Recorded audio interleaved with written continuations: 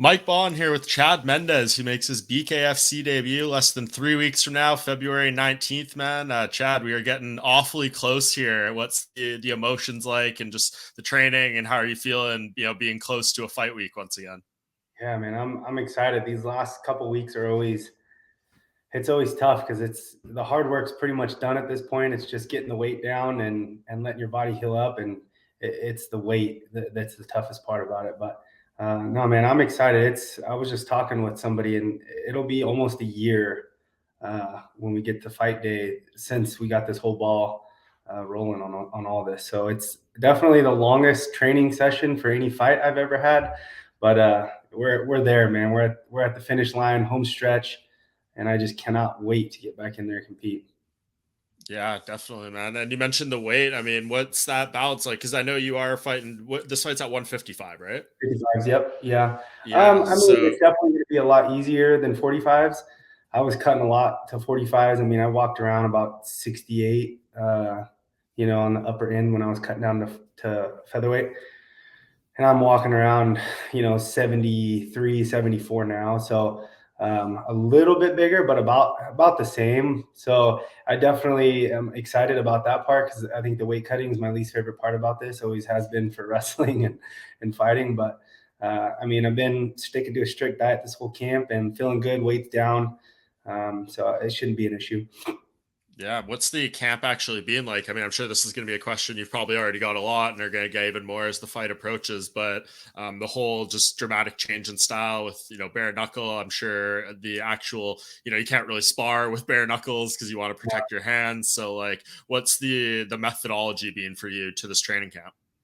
I mean, really, it's just train boxing, boxing, boxing, boxing. The best part about this is you can dirty box, which is great for me because obviously with the wrestling background, getting collar ties on guys, the uppercut, use the explosive power right there and close is, my bread and butter. So we've been doing a lot of that type of training, but really just tons of boxing, all the normal stuff you do for any type of boxing fight. Yeah, you can't spar bare knuckle. We do mitt work, bare knuckle, a lot of technical stuff bare knuckle, but yeah, we definitely don't let them rip with bare knuckle on that. So but it's good, man. Like I said, it's been a long training session, a long preparation for this fight, but it's crazy to see the improvements from when we started, like I said, almost a year ago. I'm going back and watching some of my first sparring sessions when I was getting into this, and man, we've made some huge improvements from then till now. So it's actually really cool to see, and it's been fun, man. It's obviously I'm a wrestler. I've been a wrestler my whole life.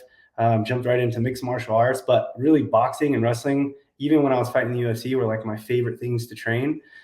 Being able to focus 100% on just boxing has been super fun for me. It's the amount of improvements, like being able to make those big jumps. I feel like being able to focus directly on one thing, it's been huge. So yeah, I'm just excited to get in there and put all my skills to the test and see what this preparation, how it leads me at the end of this fight. So I feel good. We'll see. Yeah, and you mentioned all the kind of upsides of the adjustment there. What about the downsides? Is it tricky at all to like shed some of the instincts that have been built in you for so long, training MMA and obviously wrestling before that? I mean, I'm sure when a guy gets, to a certain range within you, your gut instinct is to take him down or something like that. So has it been a challenge to kind of shed some of that stuff that's been built I in mean, you for so long? yeah, not a huge challenge, but I'll admit I have blast double legged a few guys just on accident boxing sparring. But, everybody kind of just laughs. But yeah, it's just one of those things that happens sometimes in that perfect moment. But for the most part, no, it's been fun. I mean, it's like I said, really wrestling and boxing were my favorite things to train, even when in the UFC. So the boxing sparring was all pretty standard then, and obviously we've changed things up now because I'm not worrying about any wrestling. But yeah, I think all in all, I feel good, man. It's the power, the speed, the cardio. These are even shorter rounds, so I mean, those 2 minute rounds fly by. So yeah, it's just I think the ability to keep the pace really high, keep that pressure forward and going.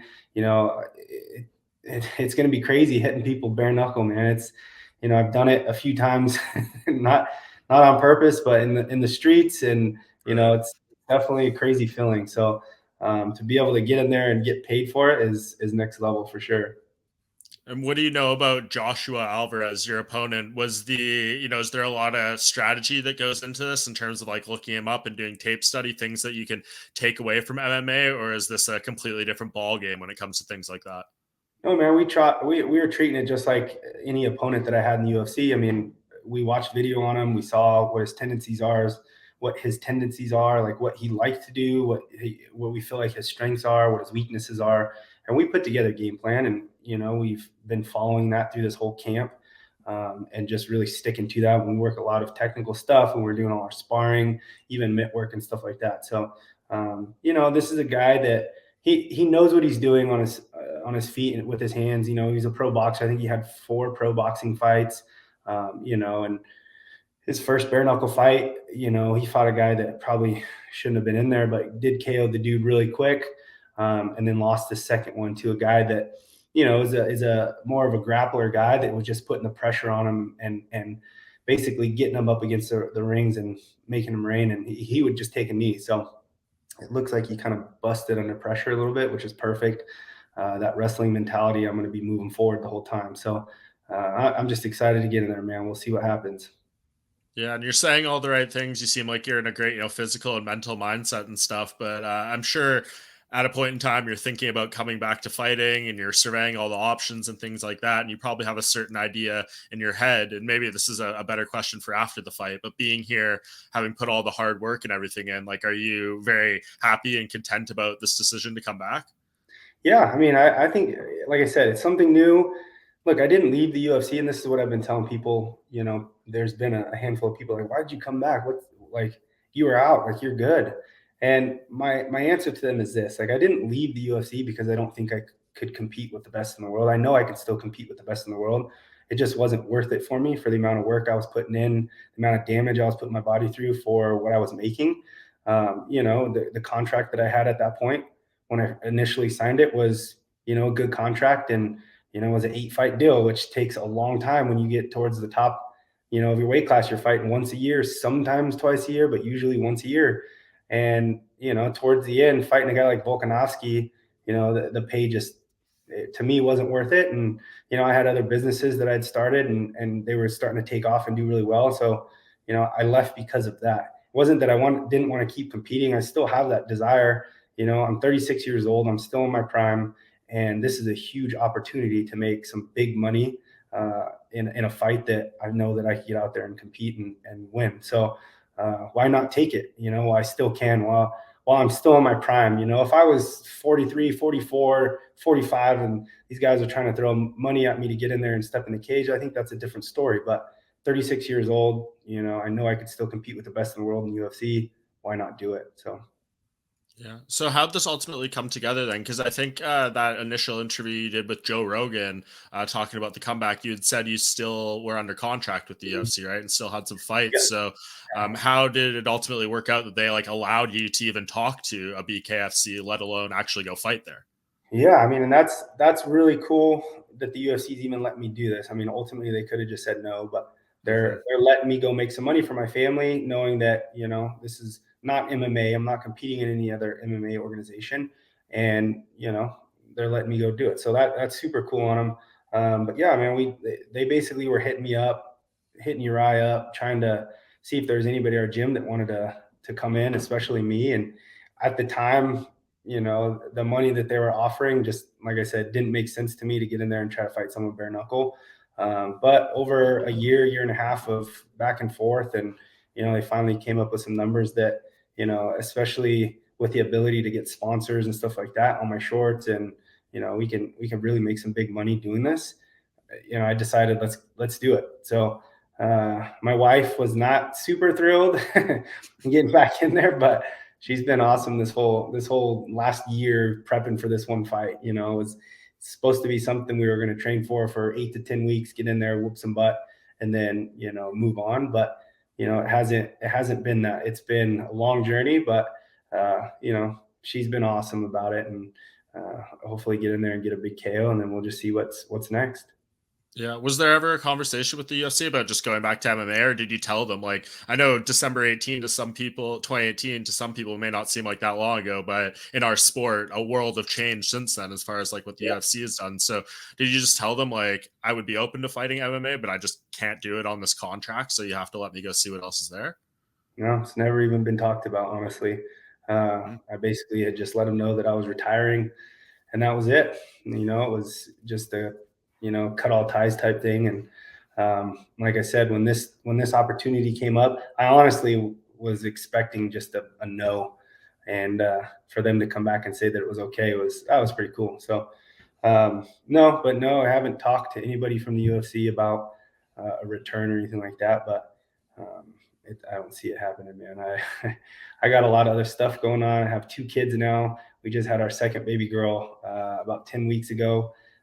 So I got my hands full. I got three different businesses I'm running, and I'll get in there and fight bare knuckle a few times, at least this one time, and just see how it goes, and probably just get back to my other life.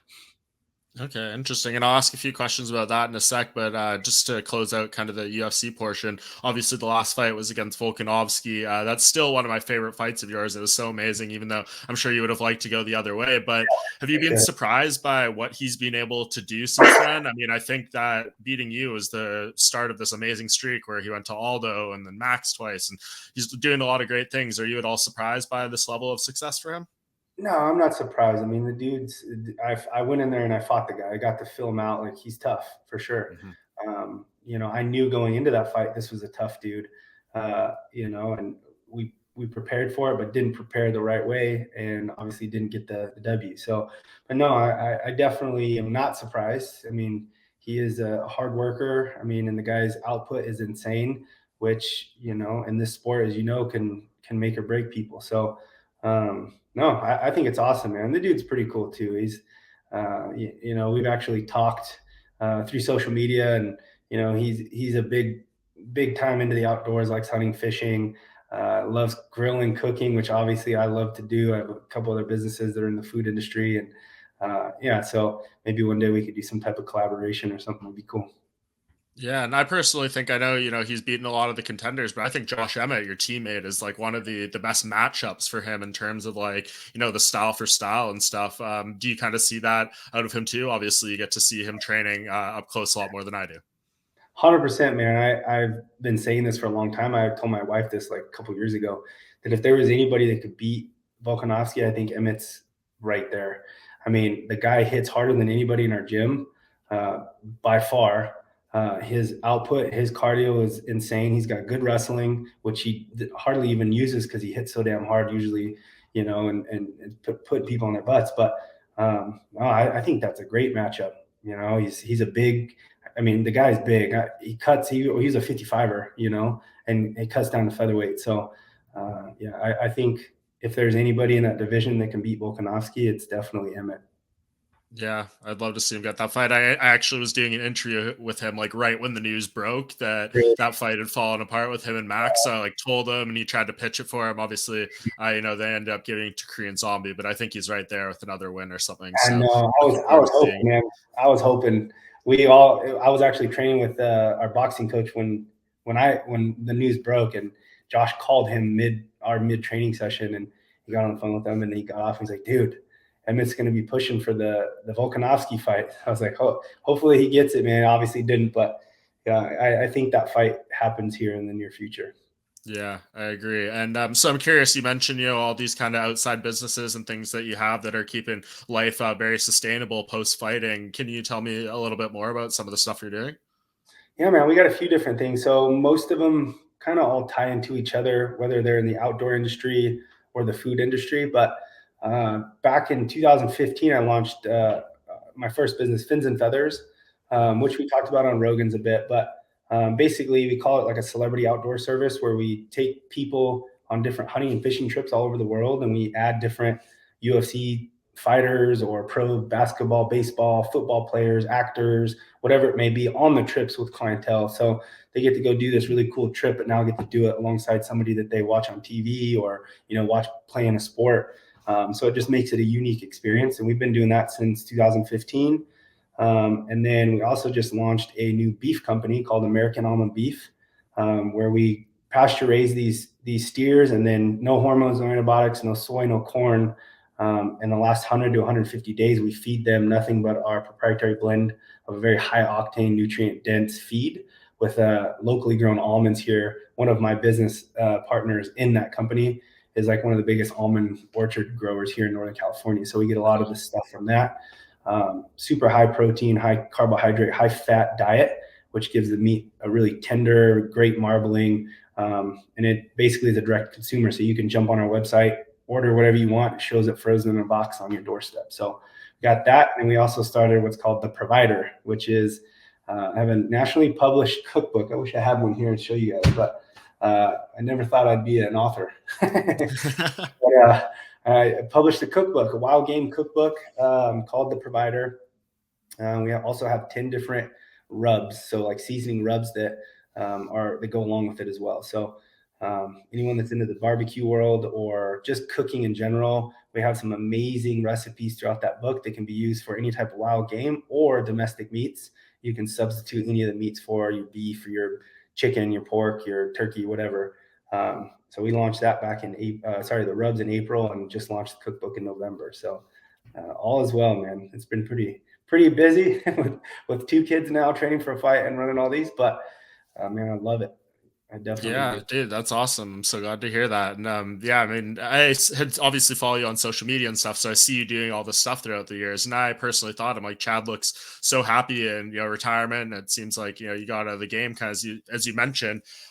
So you talked about a little bit, is like the main motivation here just to scratch that competitive itch. I mean, obviously you wouldn't be doing this if BKFC wasn't compensating you in a way that you felt happy with. But is that like what the biggest driving force here for you, do you feel? Yeah, I think so. I mean, obviously, we were trying to time this to where I was going to fight before we had our second daughter in October, and it was going to be smooth sailing. It would be something that's awesome. I get to get back in there and compete again and make a good amount of money, and just have fun getting there, going through a camp, getting back in top shape, and like learning something, and basically focusing on one specific thing. And then it got postponed. We had our daughter, things got postponed even further. Now we're back in February. So outside of it just being a long drawn out preparation, yeah, it was basically to scratch that competitive itch, get in there and compete in a new sport, something that I've never done before, and give her hell. It's one of those things that's going to be either a lot of fun or I'm going to hate it. So Right. we're going to find out soon. But either way, man, it's been fun. It's been a fun process. And I'm just excited to get in there and compete again. Yeah, and in perfect world, do you just go in there and roll this guy in the first round, or does part of you actually want to get into feel like you've left there after having a fight to a degree? I mean, ideally, any fight, I'd like to get in there and just steamroll them in the first 30 Yeah. seconds. No broken hands, nothing broken on my face, and call it good. But, if that doesn't happen, I'm not going to be chasing it. I'd like to showcase, what I've really been working on, get that boxing, and just feel like I'm getting in there and outboxing a boxer would be probably the coolest thing to me. So we'll see. Yeah, and you've been doing these kind of interviews for a long time. I know people always ask, what's next if you win or whatever. It feels like to me, you don't even know really. Like, is it hard to gauge? Like, do you feel like I want to fight again? I don't know if it's a multi-fight deal with BKFC and you want to, insist on fulfilling it, whatever it may be. Do you have any clues really? I don't, man. I basically just keep telling everybody because it's something I've never done. I do have multiple fights on this contract, but I'm just going to see how this goes. I mean, if I love it, then yeah, I'll probably do another one or maybe 3. But if I don't, and it's like, all right, that's probably not for me, maybe I won't. So we'll just kind of see. Like I said, it's something I've never done, never competed in bare knuckle straight boxing. So who knows? Maybe I'm just going to be wanting to double leg the whole time, and it's probably not not really my situation. But we're just going to have to see what happens. February Y- 19th. Yes, sir. And you mentioned that you get to have sponsors on your shorts and stuff. Are you mostly going to use that to advertise those companies you just mentioned, or is this an opportunity that was taken away from you guys in the UFC that you can now kind of go see what's out there, and this is actually like a profitable avenue to put sponsors on your shorts? Man, it's very profitable. I mean, I'm getting paid well for the fight, and I'm doubling that with the sponsors alone. So, Wow. you know, that's crazy. That was such a big moneymaker for us in the UFC. Obviously, not everybody, but people that knew what they're doing and could promote and actually get out there and do what they need to do to get those. It was great. But um, I do have my company's on my banner and everything. A few, so people could see it and all that. But man, this is a great way to, make a big income without having to do much. Just getting logos on shorts, helping these companies that I already work with. I mean, I've worked with a lot of companies in the outdoor industry for probably the last 8 years now, 6 years, 6 to 8 years, and it's just expanding our relationship and getting something new. Instead of just social media stuff, now we got social media, we got a Mhm. fight platform, and you guys got some cool marketing on short. So I think it's just a win-win for everybody. Everybody seemed pretty cool about it. Yeah, man, it's exciting. The ability to do what we were able to do in this fight for sure. Yeah. So with all that said, geez, this payday, is it going to rival your best in the UFC? Does it surpass it? Can you compare it all? Yeah, definitely surpass it. I mean, Even fighting for the titles.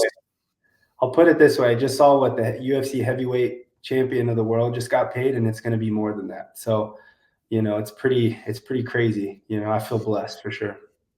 Yeah. Are you're happy you kind of got out of the game with that to a degree? I mean, the fighter pay and all that stuff is such a big issue. I mean, this would be Yeah. another few more years of wear and tear. Like when you look at everything that's going on in the sport, Francis Ngannou, all these things with contracts and etc. Like, are you glad you got out when you did? Yeah, I think so, man. I mean, obviously, if I'd stuck with it, I'd obviously be making more money now. Hmm. But you know, from when I left to now, like, how much more damage would I have been putting myself through for how much more money? So I don't know. I think it was a smart move. Obviously, this is a really cool opportunity that kind of fills that competitive gap that I still have, and it's a great way to make money in a very short amount of time. So I'm going to do it, get in there and compete. And like I said, if it's something I love, maybe I'll continue doing more down the road. But if not, what's great about having the other businesses is I don't have to fight. It's not like I'm right out of college anymore and I'm just like struggling for money. It's like, this is fun. This is like something like a bonus is how I look at it. I get to get out there and compete, have fun, do something that's cool, and I get paid money to do it. So, like I said, if it's something I like and I'm just like, dude, this is awesome, I'm going to do another one. Let's get another one going in a few months. I have the opportunity, but if it's like, no thanks, that was fun, but I'm good. I got other things to fall back on, and we're set, man. So it feels good to be in that boat. Honestly, it's been a long road, man. Started wrestling at 5 years old, every single year, all the way up to college. Jumped, I graduated the next day, jumped into pro practice with Faber and all these beasts, and I've been balls to the wall since. So to be able to have this opportunity finally arise in my life is something that, looking back on everything, it was all worth it. So we're here, we're living good, and I'm truly blessed, man. I feel good. Awesome, man. I'm so glad to hear all that. Obviously, I talked to you many times during your UFC run, and one of my favorites to watch and speak with. And it's been a Thank few you. years since we got to catch up, but I'm really glad we got to do this. February 19th, Chad Mendes, Joshua Alvarez, BKFC KnuckleMania 2. Everyone make sure to order the pay-per-view, and really appreciate the time and the insight and everything, Chad. It was great. Awesome, man. Yeah, thank you. And